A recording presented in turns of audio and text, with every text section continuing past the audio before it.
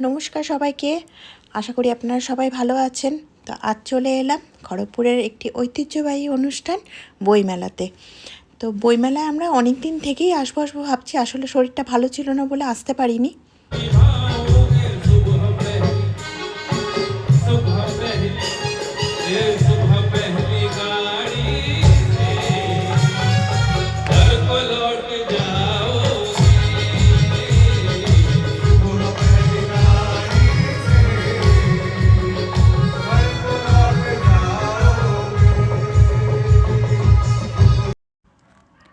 আসলে অনুষ্ঠানটি অনুষ্ঠিত হচ্ছে আমাদের খড়গপুরের প্রাণকেন্দ্র গীতাঞ্জলি কমিউনিটি হলে, যেটা একদম গিরিময়দান স্টেশনের একদম সামনে।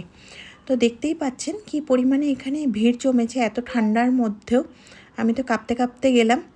যাই হোক, গিয়ে আমার ভীষণই ভালো লাগলো। এখানে অনেক স্টল এসছে, আর এই যে আমরা আস্তে আস্তে গুটি গুটি পায়ে এগোচ্ছি, তো দেখছি সব রকমের বই আছে, গোয়েন্দা থেকে শুরু করে দীপপ্রকাশনের সমস্ত কিছু।